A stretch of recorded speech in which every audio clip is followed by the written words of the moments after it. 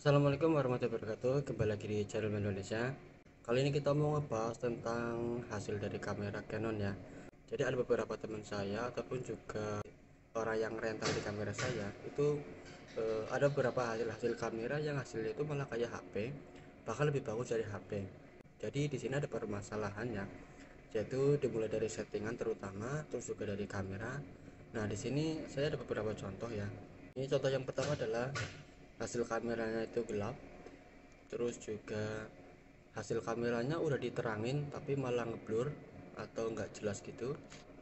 Terus juga di hasil kamera cahayanya itu terang cukup luas, namun hasilnya malah lumayan gelap juga. Bagaimana sih settingan-settingan yang perlu teman-teman ketahui, yaitu mulai dari settingan pencahayaan ataupun juga settingan agar tidak ngeblur.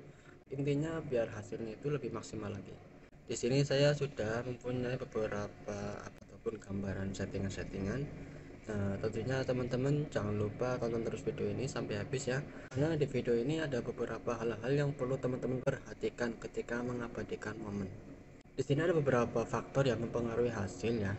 Nah, untuk yang pertama, sensor kamera yang kotor. Ini contohnya seperti ini. Jadi kadang teman-teman itu lupa membersihkan ya. Ketika udah lama disimpan terus mau digunakan lagi itu tidak dibersihkan, jadi nantinya akan berdampak seperti ini adalah contoh kamera yang berjamur. Nah, ini ada hasil foto yang tidak tepat pada objeknya ya. Jadi fotonya ini mengarah ke kotoran-kotoran yang ada di sekeliling sensor ataupun juga lensa. Yaitu agar apa? Agar nantinya ketika teman-teman mengabadikan momen itu fokusnya itu tidak kemana-mana ya. Jadi fokus ke titik yang teman-teman tuju. Biasanya kan kalau kita mengambil gambar itu misalkan sensornya kotor, itu malah akan terhalang ke yang kotoran itu tadi. Jadi nantinya fokusnya itu malah ke yang kotor itu. Nah, untuk yang kedua adalah segi settingan. Nah, di settingan ini menentukan suasana atau kebutuhan membidik objek yang berbeda-beda. Maka settingan pun juga ikut berbeda kecuali di mode otomatis. Nah, jadi kalau teman-teman mau mengabadikan momen menggunakan manual ya, ini teman-teman juga harus menyesuaikan kondisi di lapangan ya. Jadi misalkan kondisinya itu terang ataupun gelap, itu teman-teman juga harus menyeting ulang itu seperti itu. Nah, kalau di mode otomatis teman-teman itu nggak usah setting-setting ya, karena itu nanti akan otomatis sendiri di settingan kamera. Jadi itu sangat memudahkan teman-teman, cuman hasilnya juga mungkin bisa dibilang biasa-biasa aja ya. Nah, untuk teman-teman yang mungkin agak ribet dengan DSLR bisa menggunakan mirrorless. Karena kalau di mirrorless kita pun menggunakan mode manual itu masih lumayan terjangkau buat para pemula. Nah, untuk yang ketiga, ini dari segi lensa. Lensa juga berpengaruh di hasil foto. Meskipun settingan sudah cukup pas, namun di kondisi dan keinginan tertentu maka disarankan memiliki lensa tambahan seperti fix atau tele agar hasil lebih maksimal. Karena lensa bawaan atau standar maka hasilnya yang didapat pun juga akan standar-standar saja. Nah, di sini kalau lensa, jadi ada beberapa lensa ya. Jadi mulai dari lensa fix, lensa tele, ataupun juga lensa wide. Nah, dari ketiga lensa ini ada beberapa fungsi-fungsinya ya. Jadi kalau lensa fix itu dibutuhkan buat teman-teman yang hobinya foto-foto close up atau foto-foto dengan objek tertentu untuk menghasilkan yang bokeh untuk jarak dekat ya. Jadi beda lagi dengan lensa tele. Kalau lensa tele itu untuk mengabadikan momen-momen yang jauh. Ya, misalkan seperti foto orang lagi main bola, sepak bola, ataupun juga street foto. Jadi kita moto candid-candid orang yang jauh. Untuk lensa wide, jadi kalau lensa wide itu jaraknya agak dekat ya. Biasanya dimulai dari 15 mm sama dengan 24 mm. Nah, untuk selanjutnya yaitu ada segitiga exposure. Nah, di sini adalah sebuah settingan di kamera ya yang begitu penting buat teman-teman pemula. Nah, di sini ada shutter speed, aperture, dan ISO. Mari kita bahas satu persatu. Nah, mungkin di sini teman-teman bisa lihat ya. Jadi di sini ada dua monitor kamera DSLR. Yang satu adalah DSLR Nikon, yang satunya lagi adalah DSLR Canon. Mungkin agak bingung lagi ya dengan foto ini. Kita akan bahas satu persatu. Nah, untuk settingan yang pertama kita mau bahas shutter speed. Shutter speed itu apa sih? Nah, shutter speed itu adalah durasi jeda jendela sensor yang terbuka saat menerima paparan cahaya lalu kembali menutup. Shutter speed yang terbuka lebih lama bakal menerima intensitas cahaya yang lebih tinggi masuk ke dalam film atau sensor. Lalu hasilnya beberapa foto lebih terang. Mungkin agak bingung lagi ya penjelasannya seperti apa. Nah, biar lebih jelasnya lagi kita mau cara settingannya ya, atau kinerjanya itu seperti apa. Nah, untuk shutter speed itu sendiri letaknya di sini ya, di bagian tengah-tengah ada 1/500. Nah, ini adalah contoh hasil atau contoh ketika kita menggunakan shutter speed yang tinggi sampai shutter speed yang rendah.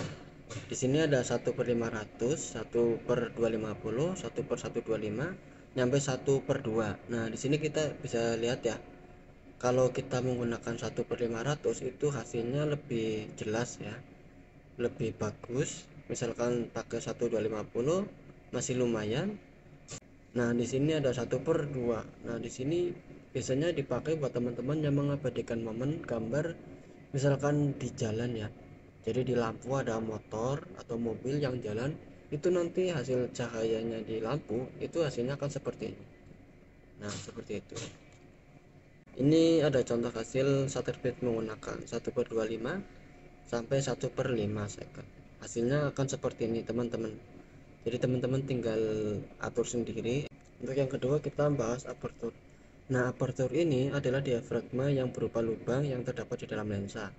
Tepat cahaya masuk ke dalam mobil bodi kamera sensor, semakin besar lubang aperture semakin banyak cahaya masuk ke sensor.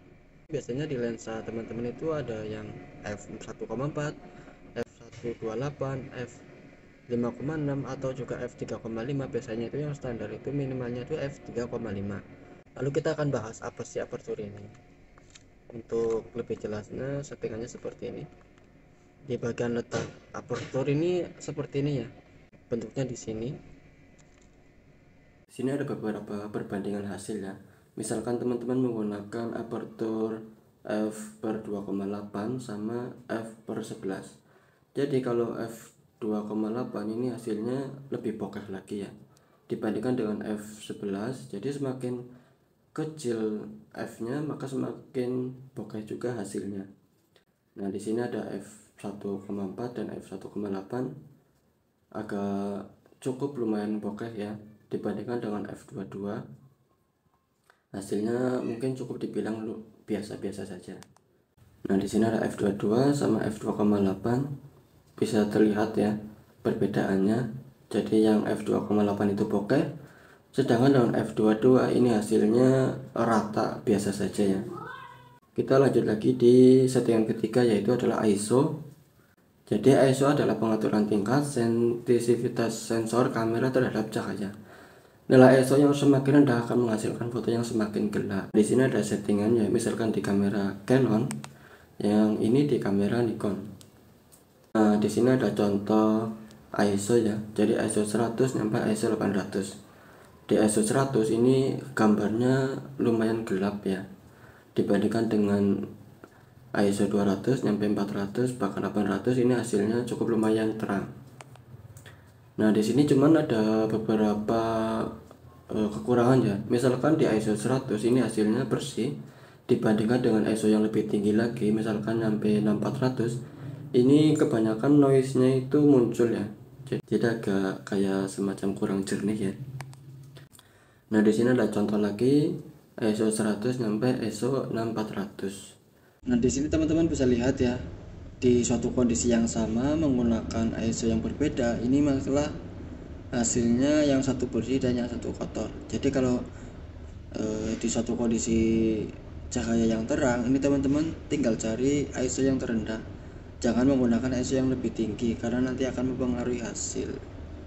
Nah, dari pengertian tadi teman-teman bisa simpulkan lagi ya. Jadi misalkan teman-teman menggunakan aperture yang lebih tinggi ini maka hasilnya akan jernih semua ya dibandingkan dengan aperture yang lebih rendah, misalkan f1,4.